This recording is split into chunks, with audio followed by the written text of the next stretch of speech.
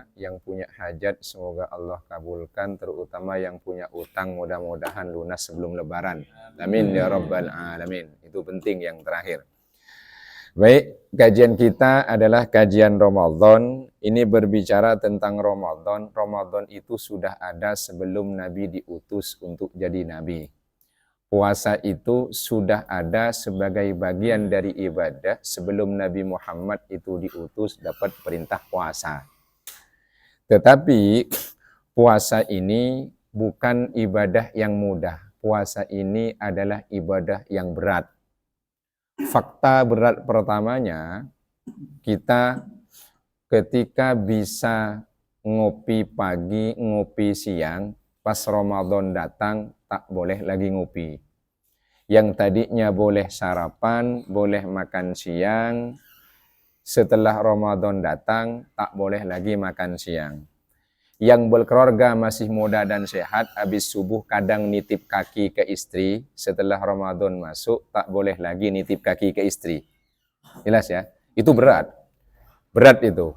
Nah, fakta beratnya juga dulu, ketika puasa itu diwajibkan pertama kali, sahabat merasa berat. Di antaranya dulu sebelum ada perubahan, dilarang melakukan hubungan suami istri kalau sudah masuk maghrib tapi dia ketiduran. Pokoknya kalau dia ketiduran tidak boleh lagi yaitu melakukan hubungan sampai besoknya lagi. Saking beratnya Ramadan ini. Nah, karena berat inilah kemudian perlu persiapan. Maka yang menarik sebetulnya Ramadan ini oleh Allah diwajibkan pada bulan Sya'ban tahun kedua Hijriyah di Madinah. Pertanyaannya, kenapa bukan di Mekah? Kan itu pertanyaannya. Padahal puasa ini turun ayatnya Al-Baqarah 183 dan seterusnya sepaket itu bulan Sya'ban tahun kedua Hijriyah. Berarti 15 tahun kenabian. Kok bukan sejak awal gitu? Kan itu pertanyaannya. Maka jawabannya kalau kita baca sejarah rentetan Nabi bagaimana diutus di Mekah 13 tahun, ternyata Nabi fokus melakukan penguatan dan pembinaan keimanan. Monggo dicek semua. Jadi ketika Nabi ada di Mekah itu 13 tahun itu lebih fokus pada penguatan dan pembinaan keimanan. Sehingga sholat saja yang ibadah pertama dan paling utama setelah syahadat itu pun diwajibkan 6 bulan atau 1 tahun sebelum hijrah ke Madinah. Itu sholat. Nah puasa ini sudah ke Madinah baru tahun kedua Hijriyah diwajibkan. Berarti tahun ini puasa itu di bulan Ramadan sudah masuk tahun keberapa? Nah, ini kita harus tahu nih. Ya, kalau sholat gampang, sudah 1446 tahun. Nah, sekarang kalau puasa sudah berapa tahun nih? Nah, 144. Tinggal ngurangi 1. Iya, tinggal ngurangi 1 karena tahun kedua Hijriyah sudah wajib. Berarti yang dipotong tahun ke-1 tahun 1 Hijriyah. Nah ini, berarti 15 tahun itu ada penguatan iman karena memang puasa Ramadan ini tidak mudah, susah. Berat. Berat. Makanya turunlah ayatnya ya ayyuhalladzina amanu, bukan ya ayyuhalladzina aslamu. Kalau sekedar wahai orang-orang yang sudah masuk agama Islam, banyak berkeliaran di luar. Tapi yang dipanggilkan wahai orang-orang yang beriman. Makanya 15 tahun itu penguatan iman dulu, baru puasa itu diwajibkan oleh Allah. Ini penting ini untuk kita ketahui. Oleh karena itu, maka orang-orang yang beriman ini, kata para ulama, ini lintas negara, lintas etnis. Maka yang dipanggil itu adalah orang-orang beriman. Selanjutnya, Ramadan ini menunjukkan bahwa harusnya kita sadar Ramadan itu adalah ulang tahun umat Islam. Loh kok bisa? Karena Islam itu datang, umat Islam itu ada setelah wahyu turun, dan wahyu turun di bulan Ramadan. Jelas ya? Ayat Iqra turun di bulan Ramadan, tepatnya Lailatul Qadar. Ketika ayat Quran turun diwahyukan kepada Nabi, berarti Islam itu lahir, umat Islam ada. Berarti sebetulnya Ramadan ini adalah bulan kelahiran umat Islam. Nah, Pertanyaannya, orang kalau di bulan kelahirannya kira-kira berbuat baik apa berbuat jelek? Berbuat baik ya?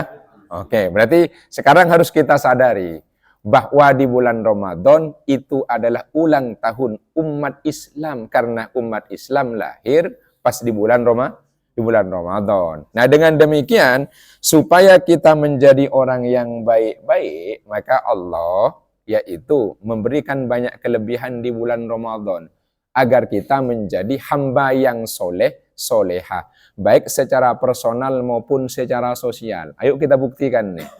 Kita soleh secara personal ketika dipanggil wahai orang-orang beriman, diperintahkan puasa. Puasa kan? Oke, soleha. Yang kedua, di luar Ramadan itu masih banyak orang yang sholat 5 waktunya kadang bolong. Pas Ramadan itu penuh semua. Di luar bulan Ramadan itu banyak yang sholatnya penuh tapi jarang jamaah ke masjid musola. Pas Ramadan itu semuanya hampir rata-rata datang jamaah ke masjid ke musola. Itu berarti kan menunjukkan bahwa Allah ingin kita menjadi pribadi yang soleh dan soleh secara personal dulu. Di luar Ramadan, kita umat Islam jarang baca Quran. Pas Ramadan, rame-rame baca Quran. Kan belas ya? Itu berarti kita kesolehannya. Nah, kesolehan secara sosialnya, ketika orang-orang beriman itu tidak sanggup berlapar-lapar karena sakit-sakitan tak kunjung sembuh, maka kalau kamu tidak bisa lapar, harus ngasih makan saudaramu yang kekurangan. Yang disebut dengan fidyah. Jelas. Wa 'alal ladzina yutiqunahu fidyatun ta'amu miskin. Orang yang tak sanggup puasa harus bayar fidyah. Karena Ramadan itu juga mengajarkan tentang wihdatul ummah al-islamiyah, persatuan dan kesatuan umat Islam. Apa kesatuannya? Kesatuan rasa, sama-sama lapar. Sama-sama lapar. Kalau saudara kita yang fakir miskin serba kekurangan itu kelaparan. Kalau kita nahan lapar. Nahan lapar. Kalau saudara kita yang fakir miskin kekurangan itu nggak tahu kapan makan dan akan makan apa, kalau kita tahu kapan makan dan akan makan apa. Jelas ya? Ya kan begitu kan? Jadi mereka kelaparan, kita nahan lapar. Mereka tak tahu kapan makan, kita tahu kapan akan makan. Mereka tidak tahu makan apa, kita sudah tahu nanti mau makan apa. Jelas? Karena kamu merasa beriman, tidak bisa ikut lapar merasakan yang mereka rasakan, maka bayar fidyah. It'amu miskin. Harus bikin orang kenyang. Jelas? Oke. Kalau kamu lansia, nah ini, lansia artinya sudah sepuh, nggak sakit, cuma nggak bisa puasa, tapi kamu nggak bisa lapar, ngasih makan juga, kan juga jelas. Bahkan sanksi karena melakukan pelanggaran di bulan Ramadan, orang yang berhubungan suami istri di siang Ramadan, sanksinya itu adalah yaitu sosial. Apa? Yaitu merdekakan budak. Merdekakan budak. Budak itu nggak enak. Ada yang mau diperbudak? Tidak ada. Makanya ketika Nabi itu diutus, yang pertama kali dan utama langsung mau dibasmi itu perbudakan. Makanya banyak perlawanan karena dulu budak itu bagian dari komunitas. Apa? Komoditas dagang yang penjualannya tinggi. Nah, makanya kalau tidak sanggup merdekakan budak karena mahal, maka puasa 2 bulan berturut-turut. Jadi melanggar sehari, nggak nyampe 2 jam. Nyampe 2 jam? Kecuali pakai ramuan kampung saya. Ramuan Madura. Nah, itu lebih. Oh, boleh. Tapi nggak boleh di siang Ramadan. Iya. Artinya, tidak seberapa nikmatnya ndak lama, karena dia senang yang lain lapar, sanksinya kalau nggak sanggup merdekakan budak sosial. Apa? Puasa 2 bulan berturut-turut. Aduh, 2 bulan dong, sebulan aja nggak sanggup berturut-turut. Kalau nggak sanggup lapar 2 bulan berturut-turut, maka ngasih makan 60 orang miskin. Wah, itu sanksinya tuh. Jadi kalau fidyah orang yang tak sanggup puasa karena sakit lansia sehari 1, ya kan? Jadi kalau nggak puasa sebulan kan 30. Ini enggak. Sanksi paling ringan gara-gara enak-enak cuma sebentar sehari di siang Ramadan. Sanksi paling ringannya ngasih makan 60 orang. 60 orang. Enggak pernah melanggar kan? Oh enggak, insya Allah. Karena imannya kuat. Karena imannya kuat. Nah ini penting untuk kita sadari bahwa Ramadan itu sebetulnya ingin mendidik kita supaya kita menjadi hamba yang soleh, personal, sosial, pas di ulang tahun kelahiran umat Islam. Jelas ya? Nah, dengan demikian berarti kita mesti sadar panggilan ya ayyuhalladzina amanu itu bukan sekedar panggilan. Itu menunjukkan bahwa ada persatuan antar orang-orang beriman. Karena faktanya dulu ketika di Mekah sahabat disebut muhajirin, sudah ada yang nyambut di Madinah disebut Ansor, ketika datang ke Madinah hijrah dipersatu atas nama apa? Tidak ada yang namanya suku. Tidak ada yang namanya yaitu atas nama geografis, nggak ada. Karena mereka banyak suku. Ada Quraisy yang masyhur kan kalau di Mekah. Kalau di sana ada Aus, ada Khosraj. Kemudian ada yang jadi pejabat. Ketika mereka menjadi bagian dari orang beriman, ketemu dipersatukan. Nah itu. Begitu kuatnya persatuan umat Islam dengan panggilan ya ayyuhalladzina amanu. Dulu ketika Nabi hijrah, yang dari Mekah itu kalau enggak punya rumah, yang di Madinah punya rumah, dikasih. Misalnya sahabat Ansor itu punya rumah 2. Dari muhajirin dipersaudarakan oleh Nabi. Namanya al-ikho, dipersaudarakan. Maka rumahnya dibagi 1. Kalau punya kebun 2, dibagi 1. Bahkan kalau punya istri lebih dari 1, silakan suruh pilih. Itu saking kuatnya imannya persaudaraan. Tapi kalau kita tidak boleh sekarang. Nggak boleh. Itu dulu maksudnya punya 5 dicerai 1. Nah, kita punya 1. punya 4 dicerai 1. Nah, kita punya janganlah. Itu jangan. Nah, dengan demikian berarti ada yang namanya wahdatul ummah al-islamiyah, persatuan umat Islam. Ini yang kadang nggak disadari. Bahkan ini lintas negara. Mau yang Timur Tengah, mau yang Eropa, mau yang Amerika, mau yang Asia. Kalau Ramadan dipanggil, hei orang-orang beriman, harus sadar. Ini hari kelahiran kami. Kami harus bersatu. Jangan sampai kami di bulan Ramadan malah bercerai-berai. Jadi kalau kemarin-kemarin itu sempat retak, mestinya di bulan Ramadan ini pas kita ulang tahun atas kelahiran umat Islam, itu rekat kembali. Nah, mudah-mudahan umat Islam ini, terutama di Indonesia khususnya, bisa kembali menjadi satu. Jelas ya? Nah, amin ya Rabbal alamin. Sallu ala Nabi Muhammad. Nah, kemudian terkait tentang Ramadan ini juga, tentu ini kita tahu hadisnya. Banyak disediakan peluang baik oleh Allah selain kita menjadi soleh personal dan sosial, yang tujuannya kan ke surga. Kita puasa itu ingin apa? Ke surga ya. Oke. Makanya puasa itu tidak ada yang namanya riya. Ada yang riya puasa? Tidak ada. Ayo kita buktikan nih.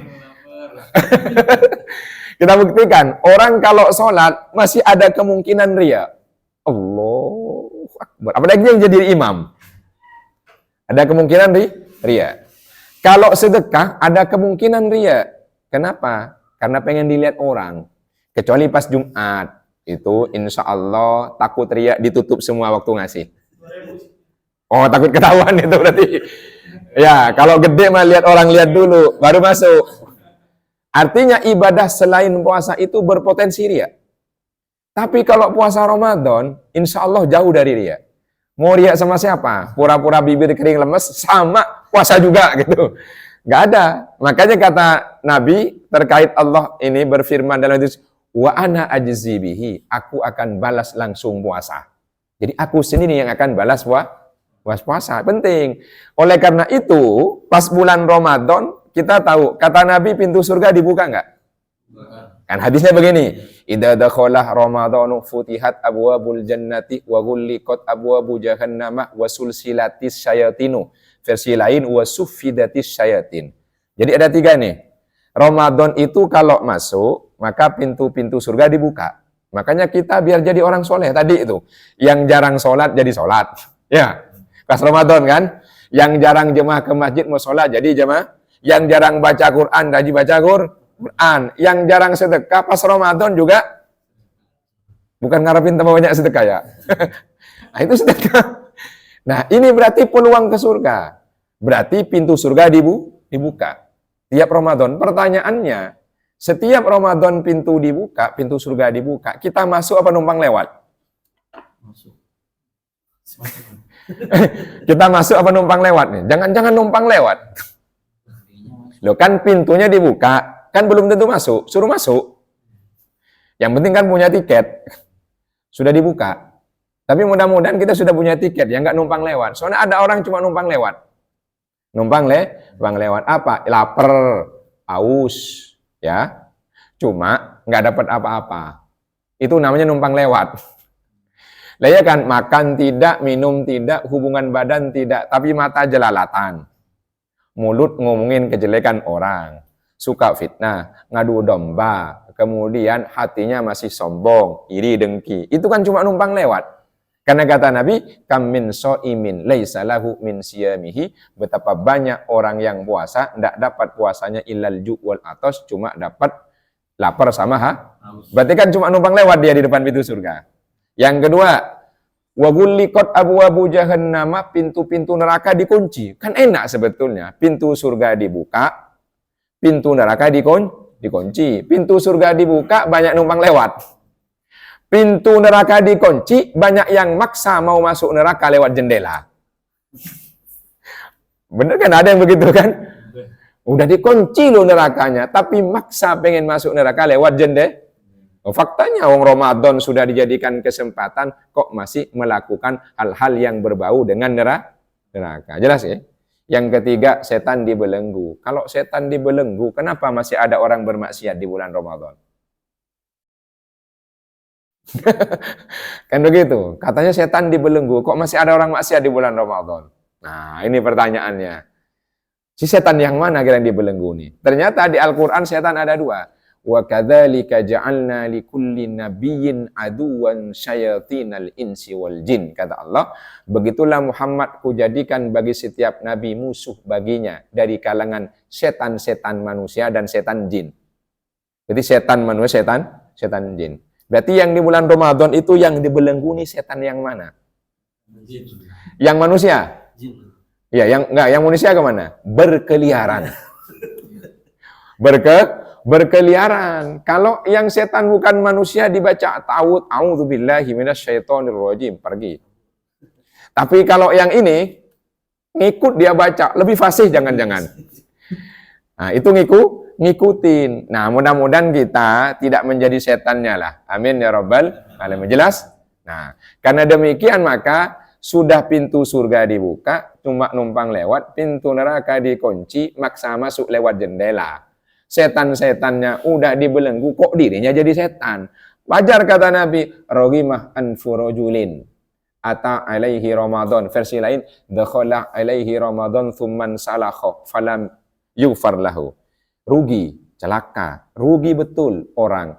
Tiap tahun kedatangan Ramadan dia. Bukan dia datang Ramadan, Ramadan mendatanginya. Thumman salakho, Ramadannya kemudian berlalu gitu saja. Falam yufar lahu, dia nggak dapat ampunan. Padahal Ramadan bulan penuh berkah, rahmat dan ampunan. Tapi kita kedatangan Ramadan tiap tahun, pertanyaannya kita dapat ampunan apa enggak? Insya. Nah, dapat ampunannya itu kan ada ciri-cirinya, kan gitu. Ada ciri-cirinya. Apa? Banyak ketaatannya, maksiat dihindari. Kalau maksiat tidak sengaja, insya Allah mudah. Masalahnya maksiat kita ini sering sengaja, benar ya? Iya, kan masalahnya kan maksiat itu yang nikmat kalau sengaja, kalau tidak sengaja kan tidak nikmat. Nah, ini problem kita nih. Tapi mudah-mudahan kita semua oleh Allah dimasukkan dalam kategori umat Islam yang dapat ampunan di bulan Ramadan. Amin ya rabbal alamin. Shallu ala Nabi Muhammad. Nah, kalau demikian, mari bulan Ramadan ini kita jadikan sebagai bagian dari renungan karena kita terlahir di bulan Ramadan, karena bulan Ramadan diperuntukkan untuk kita, karena kata Nabi, Ramadan itu syahru ummati, adalah bulan umatku, ampunan disediakan, surga dibuka pintunya, neraka ditutup, setan-setan semuanya dibelenggu, banyak kebaikan di situ tersedia, sehingga rugi kalau kita tidak masuk surga, rugi kalau tidak dapat ampunan. Insya Allah. Mudah-mudahan. Amin ya rabbal alamin. Saya kira itu pengantarnya. Selanjutnya diskusi. Wallahu a'lam bishawab. Iya. Monggo. Oh iya.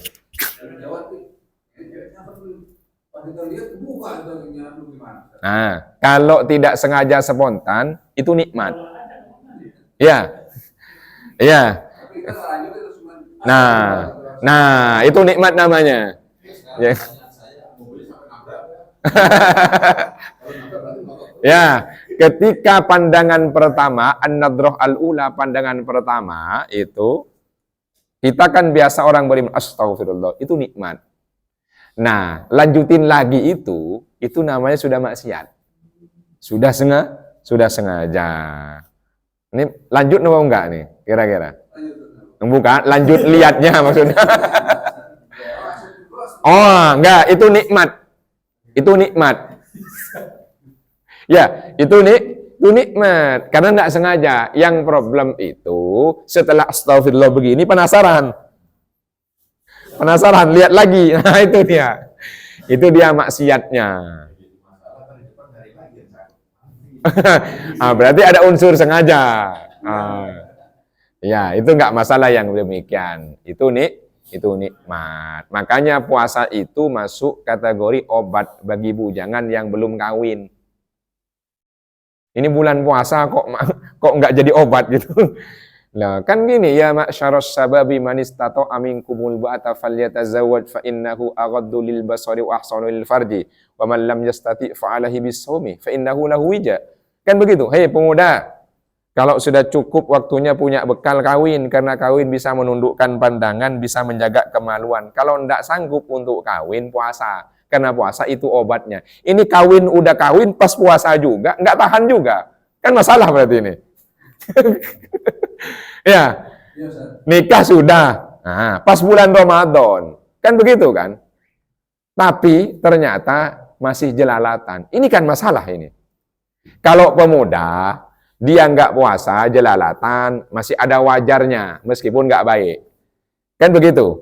Makanya nikah, biar tertutup pandangan nunduk, biar kemaluan terjaga. Kalau nggak sanggup, puasa pilihannya. Kita kan dua-dua, nikah udah, lagi puasa. Masih nggak bisa nundukkan pandangan, kan masalah besar ini berarti. Jelas ya? Nah itu harusnya jadi obat. Gimana orang-orang yang berpuasa tapi dia tidak menjalankan salat lima waktu? Nah ini pertanyaan bagus ini. Pertanyaan bagus ini. Iya. Apalagi puasanya cuma pas Idul Fitri ya. Lah ya, begini, bagaimana nih? Makanya puasa itu berat, ya. Puasa berat. Pertanyaannya beratan mana sama sholat? Ya beratan sholat. Puasa cuma setahun sekali. Sholat sehari 5 kali. Makanya ayatnya sama, pakai kata-kata bakutiba. Jadi sholat itu berat. Ini ingin dijelaskan nih. Puasa itu berat. Ayatnya sama nih. Kutiba alaikumus siyam. Sama dengan perang. Kutiba alaikumul qital. Sama ayatnya. Perang itu berat enggak? Berat. Sholat innas sholata kanat alal mu'minina kitaban maut. Sama, sholat itu berat. Nah, makanya orang kalau mau perang harus sehat badan kan? Kalau dia sakit berangkat enggak? Enggak boleh. Orang kemarin aja mau tugas, saya ingat langsung, ayo yang pilek, yang flu jangan berangkat gitu kan. Nah, saya di bulan 1000, saya waktu itu ngisi itu. Kata Pak Kapolresnya, silakan dicek kalau ada yang kurang sehat itu jangan berangkat. Nah, berarti badan harus sehat. Sama, kita kalau lagi sakit di bulan Ramadan puasa apa enggak? Enggak kan? Iya, karena berat. Yang kedua, orang kalau sehat badannya tapi mentalnya sakit, berangkat perang apa enggak? Enggak. Sama, orang kalau sehat badannya di bulan Ramadan sakit jiwanya, puasa apa enggak? Kan enggak kan? Enggak. Nah, sekarang ini orang puasa puasa tapi tidak sholat. Nah, ini masalah ini. Karena puasa itu sebetulnya letaknya yaitu jauh setelah sholat. Karena orang kalau tidak puasa itu karena sakit-sakitan, karena lansia, nggak usah puasa, bayar fidyah saja. Tapi kalau sholat, mau sehat mau sakit tetap harus sholat. Mau muda, mau muda maupun sudah tua, kalau dia masih pikirannya sehat, harus sholat. Puasa itu masih boleh diganti, sholat tidak boleh diganti. Nah, ini bermasalah orang nih. Bagaimana kalau dia puasa tapi tidak sholat? Nah, karena nanti yang diperiksa sholatnya dulu, meskipun bagus puasanya, dan saya yakin tidak bagus. Karena puasa yang bagus itu sholatnya bagus. Nanti diperiksa apa pertama kali? Sholat. Kalau sholatnya nggak bagus, wah kamu ini nggak pernah sholat ya. Tapi puasa ya Allah. Tapi puasa enggak, karena sholatnya nggak lulus dia. Karena sholat enggak, inna awwala ma yuhasabu minal abdi yaumal qiyamah. Nanti pertama kali akan dicek, dihisab sholat. Fa in sholahat, kalau bagus, sholah sairu amali, bagus semuanya. Ini sholatnya aja udah begitu, maka puasanya nggak dihitung. Ikut jelek. Jelas ya? Nah, ini. Sholat terus, puasa enggak? Ah, ini. Berarti dia kemungkinan tadi sehat badannya, sakit jiwa. Ada, saya pernah ketemu ya, alasannya itu katanya orang puasa itu menyiksa diri. Nah, iya. Menurut dia katanya ada hadis atau apa ini, jangan kita menyiksa diri. Oh. Jadi kalau Menzolimi diri sendiri. Iya. Itu dua kemungkinan, salah paham sama ikut paham yang salah. Ya, itu makanya itu entah salah paham, entah ikut paham yang salah. Karena yang dipakai pasti la dororoh wala diroroh, tidak boleh membuat mudorot pada diri sendiri, mudorot buat orang lain. Itu bukan begitu. Darurat itu ada standarnya. Ada standarnya. Misalnya kita kalau puasa bakalan mati, itu karena sakit-sakitan, enggak usah puasa. Kan itu. Makanya ada ayatnya. Jelas kok ayat 184-nya. Faman kana minkum maridun aw ala safarin fa iddatum min ayyamin ukhur. Yang sakit di antara kalian atau bepergian karena kesulitan, maka boleh hendak puasa tapi diganti di luar Ramadan. Ini kan enggak, sakit juga enggak. Terus enggak puasa. Di luar Ramadan enggak ganti juga. Nah, enggak ganti juga. Berarti dia rajin sholat. Iya ke neraka juga. Karena orang kalau sholatnya bagus pasti puasa. Karena rukun Islam itu sepaket. Ya, tidak boleh kemudian dibelah-belah. Kecuali yang kondisionalnya, orang miskin, paling syahadat, sholat, puasa. Karena zakat tidak mungkin, haji tidak mungkin, kan gitu kan, tidak wajib. Tapi bagi orang kaya yang sehat, syahadat, harus sholat, harus zakat, harus puasa, harus naik haji. Nah ini. Nah makanya puasa itu diwajibkan satu bagi orang yang beragama Islam. Yang kedua, baligh. Yang ketiga, sehat akalnya. Yang keempat, tidak min. Berarti kalau ada bapak-bapak di luar, itu tidak puasa. Kemungkinan pertama, dia masih anak-anak. Dia masih kanak-kanak. Oh enggak, berarti dia baligh. Berarti gila. Karena gila kan enggak wajib puasa. Enggak wajib. Oh sehat, berarti dia lagi min. Berarti dia lagi min, tinggal gitu aja. Ini problemnya, dipisah-pisah antara puasa sama sholat. Padahal sholat itu yang paling utama, sholat pun juga masuk rukun Islam. Itu. Monggo. Pada awal puasa kemarin kita tahu bahwa ada perbedaan dalam penetapan satu Ramadan. Ada yang lebih dulu 1 hari atau yang 1 hari. Pertanyaannya adalah tadi berhubungan dengan adanya hubungan dengan suami istri. Nah, sudah ada yang melaksanakan puasa duluan. Ya. Memang mungkin kita meyakini bahwa 1 Ramadan itu adalah hari yang berikutnya. Hari Senin lah. Nah, tapi hari Senin itu masih ada yang melakukan hubungan suami istri itu.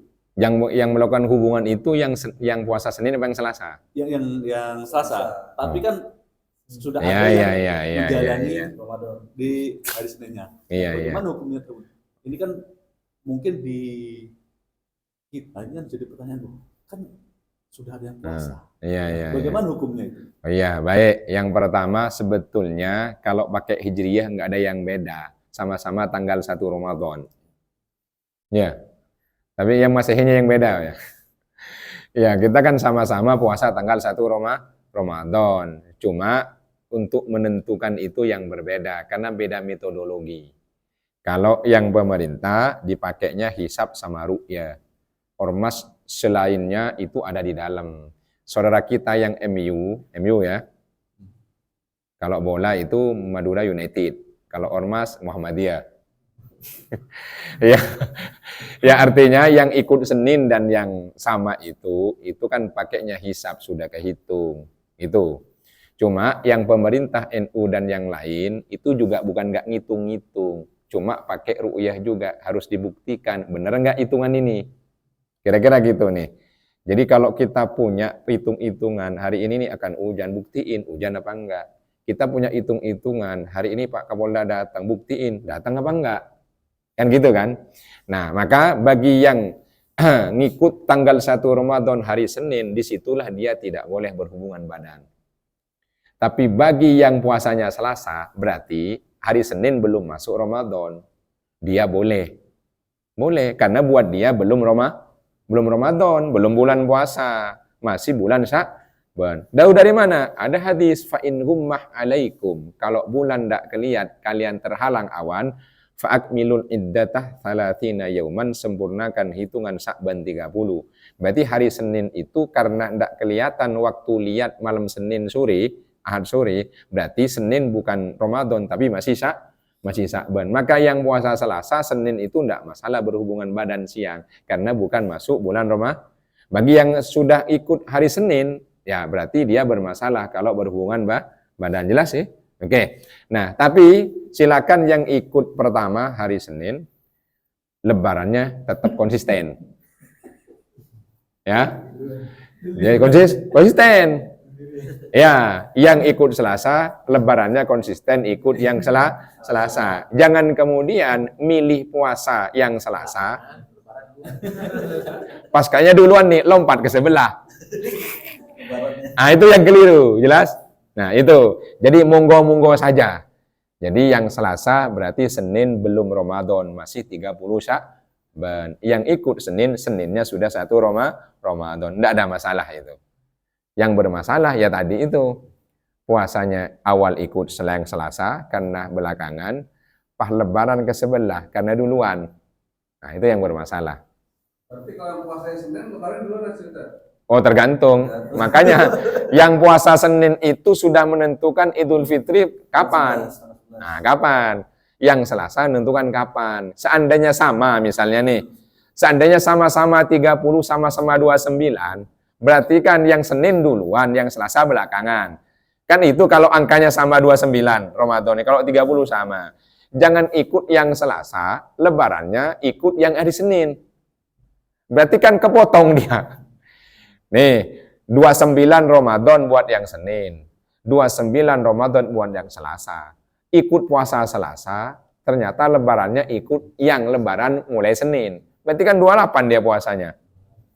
Berarti kurang. Jadi konsisten saja. Yang ikut Senin, lebarannya terus ikut yang Senin. Yang ikut Selasa, lebarannya ikut yang Selasa. Itu. Jangan pilih yang belakangan mulai, yang lebaran duluan. Jelas? Tapi kan Islam mengajarkan kemudahan. Iya, tapi bukan begitu kemudahan itu gitu. Jelas ya? Ya, enggak. Fundamental, Ustaz. Oh iya, enggak. Puasa itu kan dimulai dari terbitnya fajar dan Iya. terbenamnya matahari. Nah. Fajar udah pindah. Ustaz, kalau misal setelah sholat subuh, kan belum fajar. Hah, subuh? Subuh sudah lewat. Fajar itu pas imsak itu. Iya, sebelum subuh itu fajar itu. Kenapa? Nggak jadi pertanyaannya nih. Udah kepotong. Nggak, maksudnya masih mau nyelupin maksudnya. Gimana? Masih bisa nggak tuh, misalnya setelah subuh bangun kesiangan setelah subuh Mau kesiangan mau ngapain maksudnya? bisa mau makan gitu. Oh, iya. Jadi gini, saya kira mau mandi besar. Jadi gini, kalau tadi misalnya jam 3 sahur, habis itu berhubungan badan dengan istri, kemudian capek ngantuk ketiduran, bangunnya jam 5:15. Gimana puasanya? Sah. Mandi besarnya mandi, subuhnya sholat.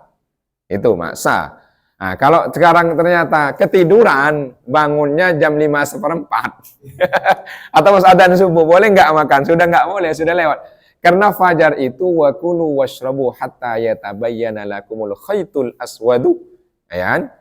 Minal khaytil aswadi minal fajar. Jadi fajar itu dua, ada hitam ada putih, benang. Maksudnya fajar kadzib, fajar sidik. Ketika muncul fajar yang kedua, fajar sidik itu, maka disitulah sebetulnya tahan. Yang bahasa kita gampangnya imsak itu. Ya imsak. Imsak itu nahan, meskipun masih boleh itu. Ya, tapi tahan karena biar nggak bablas. Nah, makanya adzan itu berarti sudah lepas fajar. Nah, kalau sudah adzan, ya berarti sebelum imsak itu kita sebetulnya sudah start memulai puasa. Nah, pas mau adzan itu sudah mulai adzan subuh. Nah, berarti nggak boleh di situ sahur. Iya. Kalau pemahaman saya tadinya Pak Ustadz, fajar itu ya sholat fajar itu. Jadi kalau subuh ya masih bisa. Gitu. Nah, bukan. Bedakan fajar itu yang di sini dengan sholat, itu beda. Jadi yang dimaksud wa kulu washrabu hatta yatabayyana lakumul khaytul abyadu minal khaytil aswadi minal fajar. Yang dimaksud fajar itu yang di langit itu. Yang menentukan waktu masuknya subuh apa enggak, itu bukan sholatnya. Jadi kalau sholatul fajri, nah itu berarti ada yang bilang sholat subuh, sholatul fajri. Ya, sholat subuh itu di sebagian Timur Tengah pakainya adalah sholatul fajri namanya. Sholatul fajri. Ada yang bilang qobliyah, cuma yang dimaksud fajar itu yang di langit itu. Yang sekarang sudah kita tentukan waktunya, imsak jam sekian 4:32 itu. Nah itu sudah nahan, namanya imsak. Nah kalau sudah masuk sudah lewat itu. Jadi sudah nggak boleh. Apalagi nanti yang di masjid adzannya 5:30 juga tuh. Adzan subuhnya 5:30 misalnya, gimana nih? Ya, jadi pas imsak itu sebetulnya kita sudah mulai siap-siap akan berangkat. Akan berangkat puasa. Itu makanya wa atimmus syiyama ilal lail, sempurnakanlah puasanya sampai malam itu. Tapi nggak pernah begitu, cuma seandainya ya. Nah ya, alhamdulillah. Monggo. Saya pernah dengar kajian gitu, Ustaz. Ini ada pengantin baru. Pengen hubungan suami istri dalam bulan Ramadan. Nah, jadi dia itu pergi ke Bandung, Ustaz. Karena kan 82 km kan. Jadi istilahnya dia tuh musafir. Nah itu dia berbuat begitu, katanya nggak apa-apa Ustaz walaupun siang. Karena udah musafir. Iya, kan sama dengan orang yang bilang bahwa yang tidak boleh itu bagi orang yang berpuasa. Kalau dia nggak puasa, katanya nggak apa-apa. Batalin dulu makan, itu katanya. Kan dia nggak puasa, enggak. Nah ini, Ahmad bin Hanbal radhiyallahu anhu ini menyatakan, sekalipun kita Syafi'i ini, ya apa? Jadi yang dilihat itu bukan kemudian karena orang itu musafir apa enggak, bukan karena dia itu makan batalin dulu apa enggak, tapi dia sudah merusak kehormatan bulan Ramadan. Ya. Jadi sudah merusak kehormatan bulan Ramadan. Itu namanya hilah. Hilah itu manipulasi hukum. Kan enggak boleh. Di hadisnya di siang Ramadan berhubungan badan. Biar boleh, akhirnya dia melakukan safar. Habis selesai 3 kali, pulang dia.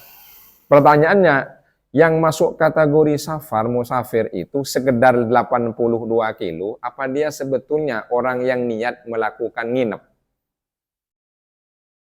Nah coba, Musafir itu sebetulnya orang yang nginap-nginap apa cuma balik lagi? Orang yang niat iqomah. Nah ini, berarti dia melakukan namanya hilah syariah, manipulasi hukum. Sama dengan, yaitu karena orang melakukan safar itu kan boleh tidak puasa. Karena boleh tidak puasa, maka dia makan. Nah, karena dia makan tidak puasa, statusnya maka hubungan. Kan begitu. Nah, kemudian sama kalau begitu, kalau kita tidak melakukan safar tapi tidak puasa, karena kata dokter, sampean itu harus minum obat. Kenapa? Sakit. Sakit apa? Sakitnya kaki. Kalau enggak, keselio. Cuma kan di atasnya paha, itu kan enggak sakit. Gimana ini? Di atasnya paha enggak sakit. Nah, gimana nih? Nah, itu juga dianggap termasuk nanti manipulasi hukum. Makanya, yang harus dilihat itu sebetulnya adalah ini ngerusak kehormatan siang Ramadan. Nah, kalau betulan musafir ya monggo-monggo saja, kan begitu kan? Misalnya lagi pulang kampung gitu. Ya, sebentar, ini jelas dulu. Pulang kampung? Itu namanya manipulasi hukum. Sama dengan orang yang mau bayar zakat kurang seminggu haulnya nyampe, kemudian dijual. Kalau enggak dikasih ke anaknya. Ini contoh nih, saya punya uang sudah nisab ya. Saya seminggu lagi sudah nyampe haul. Karena seminggu lagi biar enggak kena, uang saya kasih ke anak. Ini nak, buat kamu, besok diambil lagi. Kan ketika saya kasih nggak nyampe senisab, kan batal saya zakat. Besoknya saya ambil kan boleh, karena saya ngasih ke anak boleh diambil lagi. Itu namanya manipulasi hukum. Jelas? Nah, wallahu a'lam bishawab. Lebih baik hati-hati. Kalau mau musafir beneran aja gitu. Nah, monggo. Ya, pertama saya ngomong yang musafir ini tadi. Kalau menurut saya sih nggak boleh karena musafirnya itu sengaja. Niatnya udah jelek. Oh, kalau musafir. Karena puasa itu kan udah jelas menahan hawa nafsu salah satunya. Ini mau ngumbar nafsu ya? Ya, itu kan menahan harusnya. Berarti itu kan puasanya enggak. Iya. Mana cetek? Perlu ditanya keimanannya ya. Iya. Mana cetek? Iya. Kalau menurut saya sih. Betul ya. Pertanyaan saya bukan itu. Tadi Pertanyaan saya terkait tadi yang ini kalau itu tadi kan masalah hubungan itu nih. Ya, yang puasa Senin Selasa. Nah, pertanyaan saya itu pas lebarannya sudah ada yang takbiran. Takbiran itu kan dari tasrik tuh. Nah, bukan. Tanggal 1 Syawal. Pas takbiran itu kan pas ada sholat Id. Kadang-kadang kan kita jaga juga orang sholat Id. Berarti kita mengakuin dia orang udah sholat Id. Tapi kita masih puasa. Gimana? Oh, ya ini petugas yang tugas nih. Oh, enggak. Jadi gini, yang Selasa, ini kan Selasa nih. Ternyata yang Senin Lebaran, kita bertugas untuk jaga. Bukan berarti kita ngakuin adanya sholat Id buat kita. Kita menjaga mereka yang sedang sholat Id masuk 1 Syawal. Kita kan enggak ngaku emang kalau itu 1 Syawal. Enggak kan. Jadi jaga belum tentu itu masuk kategori itu mengakui. Gila, karena memang mengamankan. Oh iya, memang bertugas. Sama kalau sampai disuruh jaga saudara-saudara kita yang Nasrani, apa masuk mengakui ke agamanya? Enggak kan? Hah? Enggak ada yang ngaku itu. Iya. Jadi kalau Banser itu enggak ngakui, dia itu karena ingin menjaga terkait tentang hal lebih besar masalah negara. Itu mohon maaf nih. Kalau kena bom satu negara, sampean yang repot polisi. Kan begitu kan? Makanya dijaga. Cuma kan mohon maaf kan, saudara-saudara kita anggota polisi kan banyak yang takut imannya hilang katanya. Ayo coba, kalau tidak dijaga, ada satu saja, misalnya kejadian, yang repot siapa? Negara kan? Yang repot itu. Jadi kita menjaga, yaitu belum tentu kita ngakui. Yang penting jangan ikut nyicipi, itu aja. Habis itu kan bisa ditawarin. Iya, jangan ikut nyicipin gitu aja. Kira-kira bisa nggak di Indonesia diterapkan juga satu? Oh bisa kalau ikut pemerintah. Negara lain itu pemerintah yang menentukan. Apakah harus kita bikin aja presidennya dari NU, wakilnya dari Muhammadiyah biar serama? Wakilnya nggak mau nanti. Jelas maksudnya. Jadi gini, negara lain itu coba lihat siapa yang pemerintah semua. Kan ada yang dipasrahkan, ada yang Darul Ifta misalnya, yaitu lembaga fatwa, ada yang kementerian, itu semua. Jelas maksudnya? Coba kita cek itu. Di Brunei, Malaysia, Singapura, Indonesia kan sama lembaga pemerintah kementerian keagamaannya. Coba dicek itu di Malaysia, di Singapura, di Brunei, ada enggak misalnya lembaga ormas yang berbeda dengan pemerintahnya? Indonesia aja. Lah iya maksudnya, sebetulnya ya pemerintah itu sebetulnya yang ngatur, yang berhak, jelas maksudnya ya. Itu. Yang ini kan mengacu ke tahun-tahun Hijriah ya, bukan Masehi ya. Memang semuanya Hijri ya, Hijriah. nggak ada yang Masehi. Sedangkan peringatan-peringatan Islam yang lain itu bisa sama. Bisa bareng antara yang satu ini sama yang satu ini bisa bareng. Tanggalnya itu udah ditentukan, ini dulu tanggal ini. Besok tanggal ini demo pun mengakui iya. Tapi kenapa pas puasa selalu berbeda? Oh ya, karena untuk bulan-bulan yang lain itu biasanya hampir tak pernah dilakukan ruqyah. Tapi hisab semua. Kan begitu kan? Hisab semua. Masalahnya di puasa sama Syawal sama lebaran yang lain itu sumu li ru'yatihi. Lihat. Bukan sumu puasalah karena lihat. Wa aftiru li ru'yatihi Idul Fitrilah. Ya, karena sudah lihat hilal. Fa in gummah alaikum, kalau tertutup berarti kan suruh lihat. Nah, fa akmilul iddatah 30 sya'banan, lengkapilah yaitu atau fa akmilul iddatah 30 yauman, lengkapilah jadi 30. Jadi kalau untuk urusan yang seperti misalnya tadi mau puasa, mau Idul Fitri, mau Idul Adha, karena penentuan juga tentang Arafah, maka dilihat juga. Dilihat. Kalau yang lain kan enggak, dihisap semua, itu maksudnya. Nah, yang berbeda itu kan ketika ini mau masuk puasa, mau masuk Idul Fitri, sama mau masuk Idul Adha. Karena memang dilihat di situnya. Liru'yatihi, ya. Kalau fa'in gummah, kalau ketutup awan, maka sempurna kan jadi 30 itu. Nah, seandainya mau misalnya tiap bulan diru'yah semua, bener nggak diru'yah semua gitu misalnya itu. Komplain lagi sama dia. Kenapa? Yang sekarang Nah, iya, sekali aja komplain. Ya, makanya yang paling ini ya sudah silahkan perbedaan. Cuma sebetulnya ada pemerintah kita itu kan ketinggian hilalnya sekian derajat. Kan gitu. Kalau saudara kita itu kan sekian sudah ada. Ini kan disepakati 4 negara, Brunei, Singapura, Malaysia, Indonesia. Ketinggian hilal sekian, baru di situ ada. Kan gitu kan? Nah, itu yang disepakati. Nah, ini. Makanya caranya ya tetap perbedaan. Ayo, ya sama-sama hormati. Yang diamputasi itu adalah penyimpangan. Penyimpangan. Bahkan ada saudara kita yang di Gunung Kidul itu ya, kalau nggak salah, Aulia apa itu? Jemaah Aulia ya. 3 hari sebelumnya. Itu bisa jadi karena bulan mulai dari Muharram sampai ke Ramadan itu dihitung banyakkan 29. Karena tanggal itu kan 29. Kalau nggak kelihatan, baru yaitu disempurnakan jadi 30. Bahkan seandainya ngitungnya 29 semua, 29, berarti kan ada perbedaan kira-kira kan 12 hari. Berarti, karena 12 bulan itu dalam setahun, kalau dianggap 29 semua tanggal per bulan, tidak ada penyempurnaan 30, berarti kalau yang lain sampai 30 tiap bulan, berarti kan perbedaan 12 hari. Kalau yang 6 bulan saja nyampe genap 30, itu berarti perbedaannya bisa 6 hari. Karena yang dilihat itu, pakai lihat mau masuk Ramadan, Syawal sama Dzulhijjah, berarti kan 3 bulan ini yang dilihat ya.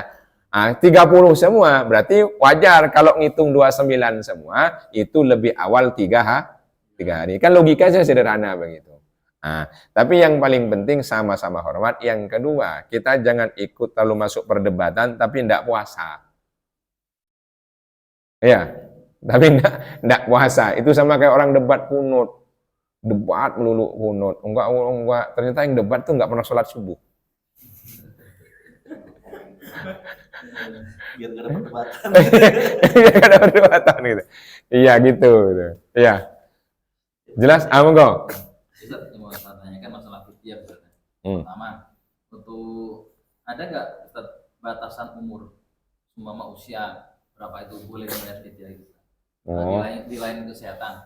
Terus yang kedua satu lagi Ustaz, ini pertanyaan penyambung gitu, masalah perempuan itu kan ada yang haidnya itu nggak normal Ustaz ya. Ada yang sebulan tuh haid terus, yang sama sekali ini jadi nggak jelas tuh haidnya. Itu umpama di bulan Ramadan itu gimana? Rugilah suaminya.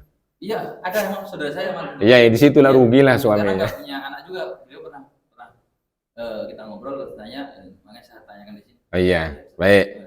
Baik, yang pertama ini tadi terkait tentang fidyah. Masalahnya satu, tidak ada batasan umur. Kalau muda sakit-sakitan, nggak sekiranya kata dokter nggak sembuh-sembuh ini, memang penyakitan, ya bayar fidyah. Tapi dia nggak sakit, sekarang tergantung usia. Apa misalnya dia sudah lansia, lansia memang nggak sanggup untuk lagi makan, untuk lagi puasa, bayar juga nggak sanggup. Kan kondisi orang beda-beda. Yang 70 tahun itu sehat, ada yang 60 itu udah nggak kuat.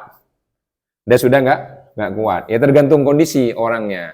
Ada yang umur misalnya umur 70 tapi dia kuat, ingatannya kuat. Ada yang umur 65 itu sudah udah ingat-ingat tadi udah pikun nih. Jadi tadi udah sahur dikirain belum sahur. Ramadan lupa kalau Ramadan gitu. Enggak tadi kok makan enggak barusan saya sahur kan begitu kan. Nah, emang beduk zuhur dikirain maghribnya. Nah, itu silakan bayar fidyah yang gitu. Jadi tidak ada ketentuan usia. Ukuran fidyahnya Kenapa? Oh ya ukuran fidyahnya itu kan. Iya, kalau kita ini kan satu mud, kalau kita ukurkan kira-kira yaitu 1 literan. Tapi kan kalau buat sekali makan kalau diuangkan. Bahasa kita gini lah. Untuk ngasih makan satu orang miskin itu sekali makan apa sehari? Kan gitu kan? Nah, kita kan nggak makan nih sehari. Yang ditahan kita nggak makan berapa kali? Hah? 3. Ada sarapan kan? Ada makan siang? Ada makan malam kan? Nah, ya iya gitu maksudnya. Nggak, cening nggak. Kita nahan lah, yang kita tahan kan makan sehari berarti. Nah, berarti makanya cara yang teraman supaya kita ini masuk dalam kategori tidak ada perdebatan, ya 3 kali itu makan. Cuma apa fidyahnya? Yang kita makan lah. Kita tuh makan pakai beras yang berapa kira-kira? Iya, jangan, Bapak itu paling beras yang 10.000 itu. Kamu sekarang 12.000 aja perah. Jelas ya? Yang gampang. Yang pernah dengar dari basis 60.000 satu hari.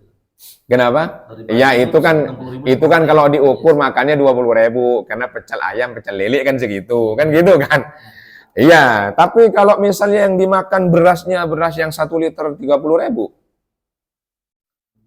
lah kan begitu, yang dia makan.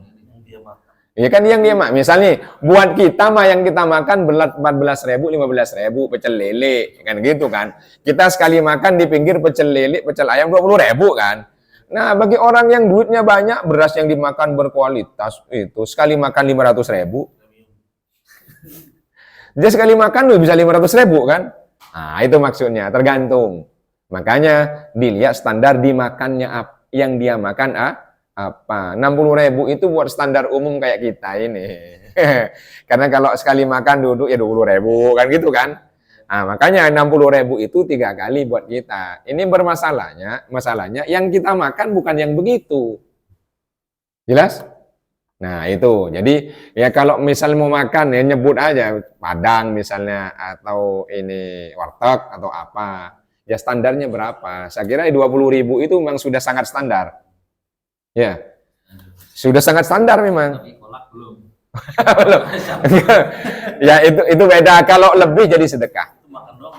Ya, itu kalau lebih jadi sedekah. Makanya lebih baik lebih. Makanya saya bilang kalau ke bos-bos itu, loh, sampai 60.000, enggak bisa. Sampai kalau sekali makan bisa 100.000 minimal itu. Jadi sampai 300.000 sehari. Nah itu. Jadi tergantung orang, sama kayak zakat fitrah nanti nih. Masa yang asisten rumah tangga 3,5 liter, 4 liter, masa bos anggota dewan juga 3,5 liter, 4 liter? Imannya di mana? Kan begitu pertanyaannya. Jelas ya? Yang pendapatan 4 juta, 3,5 liter, 4 kilo, atau 40.000, 35.000. Masa bosnya juga sama? Di mana standar keimanannya? Dan ini kayak zakat fitrah kan begitu. Masuk sama anggota dewan, ya, sama orang yang nggak jelas pendapatan gitu. Jelas? Nah, jadi harus kita rubah mindset kita nih. Ini mohon maaf nih. Kan ada pangkat nih. Ya. Nih, kalau yang gaji sekian 3,5 liter terbawah, yang tinggi itu harusnya begitu. Saya pernah melakukan saya masuk anggota dewan 3,5 liter yang bener aja kan. Udah gitu berasnya yang 14.000 lagi. Tapi sekarang ukurannya penghasilan atau apa yang kita makan. Kenapa? Belum tentu penghasilan gede, makannya itu jam 12 belum tentu. Ya, tentu standarnya adalah penghasilan. Sebab ada orang penghasilannya kurang, dia makannya sok. Nah, itu maksudnya. Oh iya, ya standar itu pendapatan dulu, jelas maksudnya. Nah, pendapatan dulu. Tapi kalau dilihat, tapi dia makannya tempe melulu, dia zuhud. Enggak ikut pendapatannya. Bisa jadi sakit gitu. Iya, pelit bisa jadi memang sakit-sakitan. Itu bisa, itu standarnya. Karena memang nikmatnya dia makannya begitu gitu. Iya, maka yang dilihat itunya. Itu, yang dilihat. Jadi umumnya orang kalau penghasilannya tinggi, dia makanannya lebih berkualitas. Kan itu standarnya. Jadi kalau dia pendapatan rendah, makannya pengen tinggi, itu berarti dia sombong juga dia nih. Karena ternyata nggak cukup untuk satu bulan. Jadi itu yang kita lihat. Enggak. Karena saya bayar zakat itu tadi kan standar yang kita makan ya. Kalau kita makan berasnya itu seharga 15.000. Terus kita bayar zakatnya itu seharga 20.000 gimana? Oh, bagus itu. Kadang-kadang kita berpikir gini, mungkin kita makan di luar di restoran itu berasnya lebih mahal. Ya. Itu jadi kita ambil keputusan aja deh yang di atas 15. Itu bagus yang dianjurkan. Jadi standar-standar sekian liter itu standar minimal. Makanya tadi bagi anggota dewan atau pejabat atau pangkatnya tinggi, jangan ikut standar itu. Itu standar minimal, nggak boleh kurang, lebih dianjurkan. Jelas maksudnya ya? Masa ART-nya, asisten rumah tangganya segitu, masa bosnya segitu juga? Nah gitu. Jadi bagi kita yang mampu standarnya lebih. Itu. Kalau pakai duit 50.000, ya kita 150, 100.000, satu kepala kan gitu. Ini saya pernah melakukan provokasi positif. Ada orang bos, orang seberang, selalu saya orang Makassar. Di masjid, di dekat sana Sunda Kelapa itu, saya provokasi. Masa ini bos-bos kapal ini bayarnya segini? Marah dia, marahnya bagus. Baru sadar dia. Ya juga ya. Tunggu Pak Ustadz, saya pulang tunggu nih, di masjid nih. Oh ya, apa aja? Tunggu. Oh dia bawa beras kalau nggak salah 2 kintal. Ini buat saya 4 orang katanya. Satu orang itu berarti 50 kilo. 50 kilo. Ternyata dipikir-pikir benar juga Pak Ustadz ya. Masa iman saya kalah sama RT saya gitu. Dia pikir begitu. Terima kasih Pak Ustadz. Yang menarik, terima kasih Pak Ustadz ya. Nah, itunya. Iya. Nah itu dia mikir, ya juga ya. Masa RT saya sekian, saya juga segitu. Buat dia kan berat ngeluarin segitu. Buat saya kan enggak apa-apa, kayak sebutir kan gitu. Nah, dia baru marah. Tunggu di sini, bener itu. Tunggu Ustadz ya, saksikan. Bener, bahwa nih saya satu kepala segini itu. Langsung ke masjid itu. Nah, ini baru bagus saya bilang. Yang lebih bagus lagi, nah ini nih, yang ininya nih. Nah, itu ya. Nah, jadi kita lebihkan. Jujur kalau saya pribadi enggak pernah ngambil standar minimal itu. Iya, nggak. Misalnya saya ya sudahlah, karena saya standarnya begitu. Dulu masih 10.000, dulu kemarin masih 10.000 ya. Iya, saya bawanya 100.000 satu orang. Kalau nggak duitnya berasnya. Itu. Lebih Abdul pakai beras, Ustaz. Hah? Lebih Abdul pakai beras. Oh tergantung. Lebih mudah pakai duit. Tapi kalau ternyata orang nggak mampu itu, nanti kalau pakai duit dibeli bukan makan, padahal butuh makan. Misalnya nih, mohon maaf nih, saya kan perokok nih. Iya, di situ nggak punya pendapatan, kurang. Ini Kalau dikasih buat beli beras, buat dimakan. Kalau dikasih duit, harusnya buat bayar sekolah, buat beli rokok. Ah, ini saya nggak setuju, meskipun saya merokok nih. Jelas ya? Nah, maka dilihat. Ini kalau dikasih ke situ, ini nggak berfungsi buat keluarganya nih. Nah, kasih beras saja. Tapi kalau ini beras semua, ini biar buat biaya pendidikan anaknya, buat ini, kasih uang. Kan kalau langsung ke penerima, sekarang di kita kan ada panitia-panitia pengelola zakat. Nah, itu kesalahan kita. Adanya panitia itu kan muzaki kalau tak sanggup mau kasih mustahik ke siapa, ndak tahu dia. Ndak harus ke panitia, ke panitia-panitia itu. Jadi panitia itu sifatnya, basnas itu sifatnya membantu, ndak harus. Jelas maksudnya? Nih, saya tahu kerabat saya miskin, saya tahu tetangga saya miskin. Apa sih ya saya harus ke basis, ke basnas? Jangan-jangan nggak terjangkau tetangga saya. Jelas maksudnya nih. Nah, ketika saya ndak tahu, ini ndak ada nih kerabat saya, nggak ada yang nggak punya, tetangga aman semua. Mau salurkan kemana nih? Nah, baru nih. Nah, jelas maksudnya? Itu. Ini jangan-jangan orang-orang yang dekat-dekat kita itu malah yang lihat kita kayak apa, kehidupan makan apa, naik apa, yang mungkin saja berharap, tapi ternyata tidak kebagian. Kan begitu kan?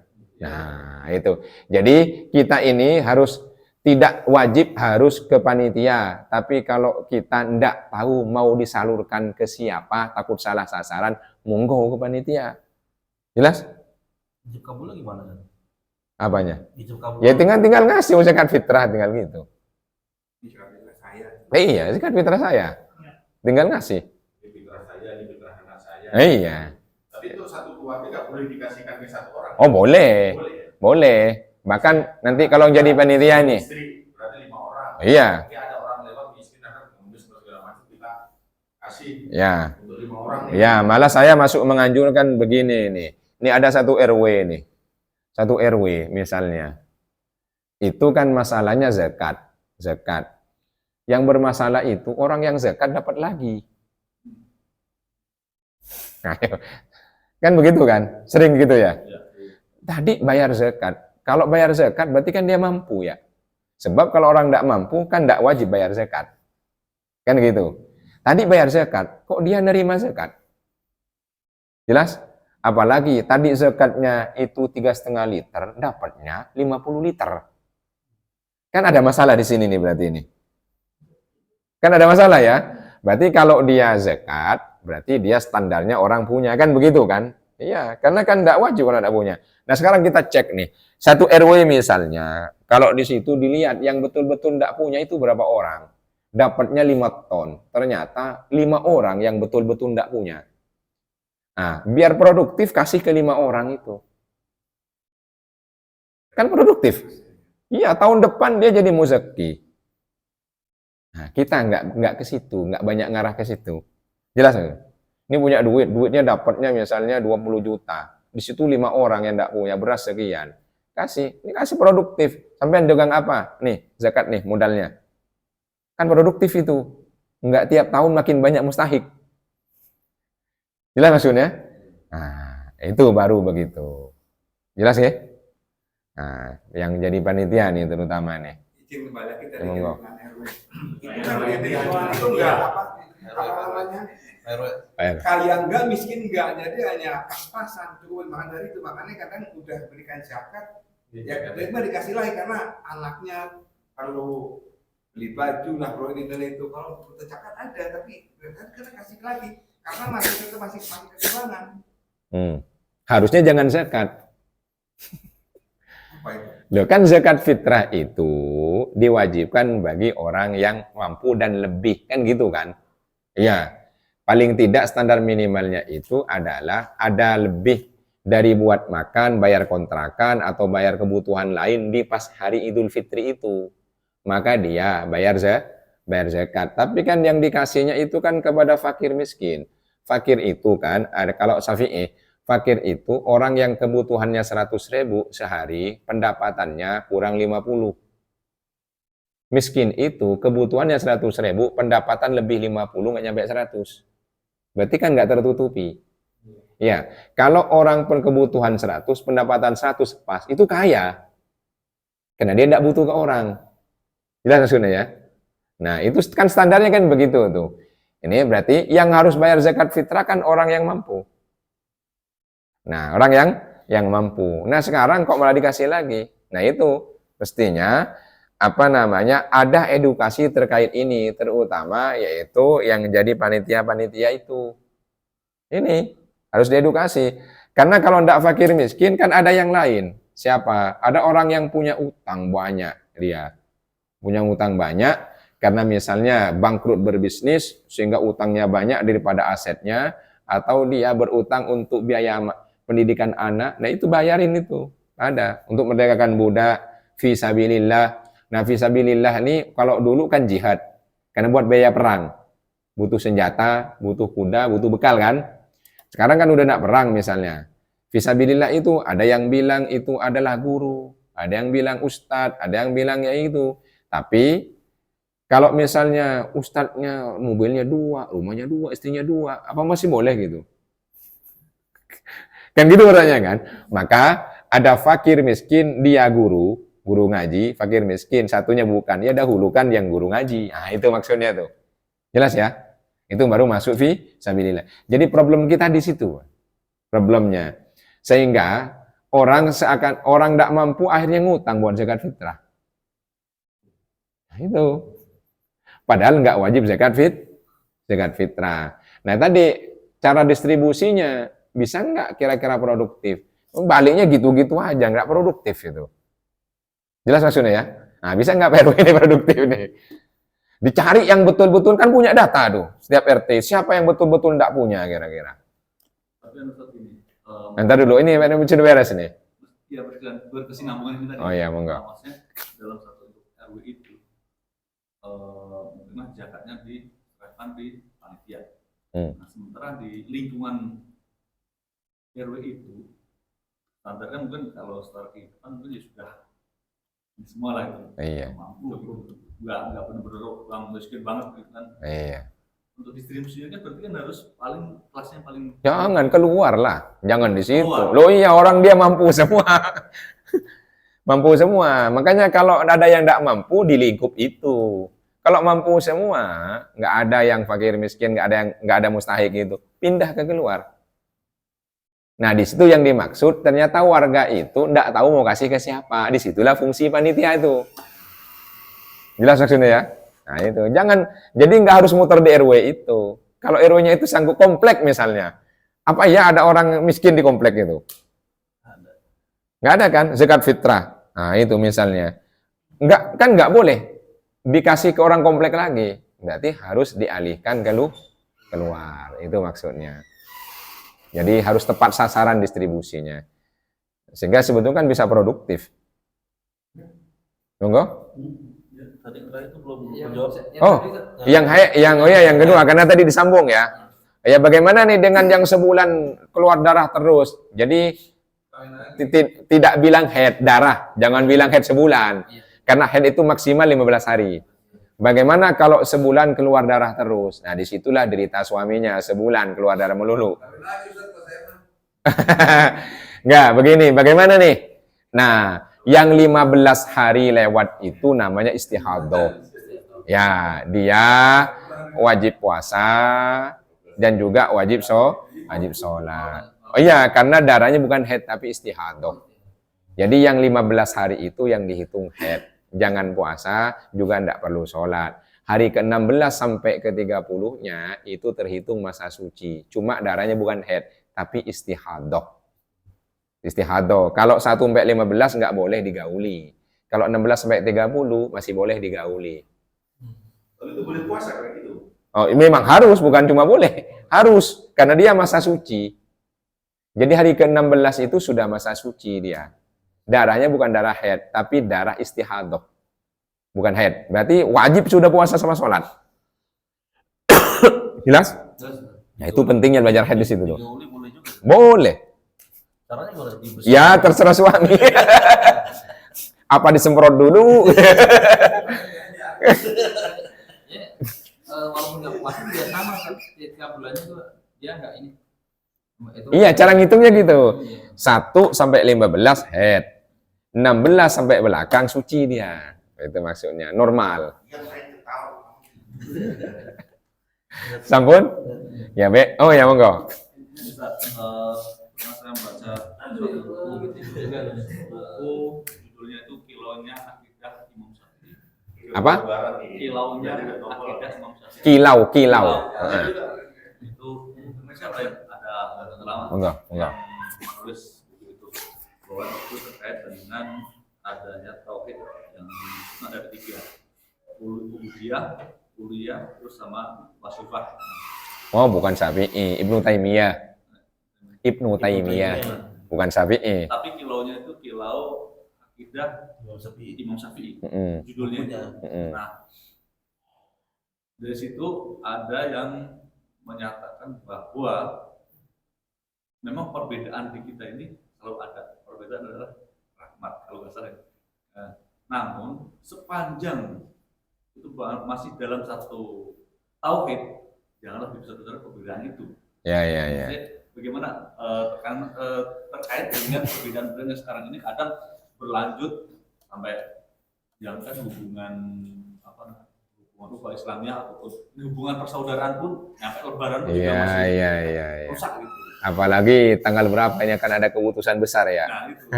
Begini, ada usuliyah, ada furu'iyah. Yang furu'iyah itu terkait tentang masalah hukum hasil ijtihad. Ya kayak itu tadi penentuan tanggal. Terus juga terkait yaitu bagian sunnah-sunnah sholat, apa begini. Nah, itu namanya furu'iyah. Jadi bukan hal-hal yang fundamental. Nah, itu kalau hal fundamental bilang Allah itu punya anak, wah enggak ada. Kemudian Allah itu punya duduk seperti kita. Ah, ini enggak ada ya. Ini enggak boleh perbedaan begini nih. Berarti kan sama kayak kita, jelas? Allah punya tangan kayak kita. Wah, berarti sama kayak kita, enggak boleh. Ini fundamental di sini. Nah, tapi kalau misalnya ada perbedaan terkait kapan tanggal 1 Ramadan, kemudian tata cara sholat sedekapnya gimana, wudhunya itu apakah kepala semua, apa sebagian, batalnya wudhu, itu nyentuh perempuan istri apa enggak, itu furu'iyah. Itu namanya perbedaan dari ulama rahmat. Tapi kalau dari bukan ulama jadi laknat, bahaya, fitnah. Ya, perbedaan itu ditoleransi, penyimpangan ayo diamputasi. Jadi sebetulnya ini masih ditoleransi semua, karena itu perbedaan, bukan penyimpangan. Yang penyimpangan itu kalau bilang, karena Indonesia selalu berbeda dengan ormas itu, maka saya tidak mau mengatakan bulan Ramadan wajib. Bulan Ramadan tidak wajib, nah itu baru penyimpangan tuh. Harus diamputasi. Jelas ya? Jadi perbedaan ulama itu rahmat. Iya, ulama. Kalau orang awam kayak kita ini bukan jadi rahmat. Sekarang ini perbedaan pilihan pun. Nah, apalagi itu kan urusan fikih siyasah, fikih politik. Ini fikih ibadah, tata cara wudhu, kepalanya berapa, semua apa sedikit. Itu loh masih nggak masalah. Apalagi cuma urusan politik. Ya itu. Nah itu kadang kita yang tidak menyadari, ya itu kan fikih siyasah, fikih politik, fikih ibadah aja berbeda itu tidak masalah, wudhu kan begitu. Nah, ini tartib, ini bukan, ini niat sunnah, ini niat itu biasa-biasa saja gitu. Jadi disitulah seandainya kata Umar bin Abdul Aziz, khalifah yang Khulafaur Rasyidin kelima, kata ulama itu, seandainya ulama dan para sahabat tidak berbeda pendapat, maka umat Islam akan sangat kesulitan menjalankan kehidupan. Bayangkan kalau nggak ada perbedaan tuh. Sulit kita ini. Apalagi masalah air. Air 2 kullah harus sekian. Orang-orang Afrika itu kan susah air, saudara kita itu. Iya. Kalau kecipratan air wudhu jadi mustakmal nggak boleh. Airnya cuma segitu, nyarinya jauh. Nah, makanya pakainya Maliki di sana. Kan gitu kan. Kena najis nggak nyampe 2 kullah tapi nggak berubah, nggak apa-apa, nggak. Nah, kan begitu gitu. Makanya kata Umar bin Abdul Aziz, kita bersyukur pada Allah, terima kasih juga pada para ulama dan sahabat karena perbedaan pendapat, maka kehidupan umat Islam itu tidak kesulitan. Seandainya sama, susah hidupnya. Jelas ya? Oke. Baik, seandainya pakai gandum semua, zakat gimana? Seandainya pakai kurma ajwa semua gimana? Susah kita lah. Makanya alhamdulillah ulama beda pendapat. Tapi kadang beda pendapat ini sering kali dijadikan sebagai tameng untuk berdebat gara-gara berbeda pendapatan. Hah? Ya itu yang repot ya. Baik, saya kira itu. Oh ya, mudah-mudahan kita semua dan keluarga oleh Allah selalu diberi sehat walafiat dan semangat. Mudah-mudahan rezeki kita di bulan Ramadan melimpah berkah. Mudah-mudahan kita semua oleh Allah tahun depan bisa dipanggil ke Mekah dan Madinah. Amin ya rabbal alamin. Al-Fatihah. A'udzu billahi minasyaitonir rajim. Bismillahirrahmanirrahim. Alhamdulillahi rabbil alamin arrahmanir rahim maliki yaumiddin. Iyyaka na'budu wa iyyaka nasta'in. Ihdinas siratal mustaqim. Siratal ladzina an'amta 'alaihim ghairil maghdubi 'alaihim waladdallin. Bismillahirrahmanirrahim. Alhamdulillahi rabbil alamin. Allahumma shalli wa sallim wa barik ala nabiyyina Muhammadin wa ala alihi washabihi ajmain.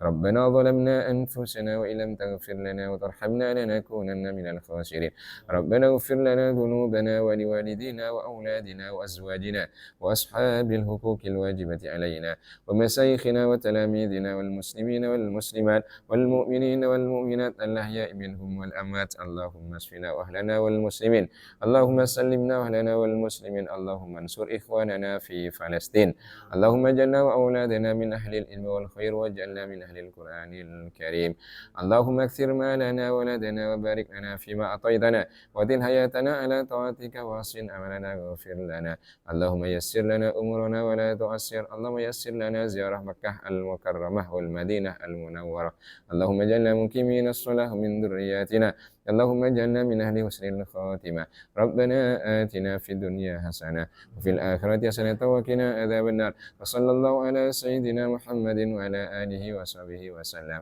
سبحان ربك رب العزة عما يصفون وسلام على المرسلين والحمد لله رب العالمين قبول يا الله آمين حسبنا الله ونعم الوكيل والسلام عليكم ورحمة الله وبركاته Waalaikumsalam warahmatullahi wabarakatuh.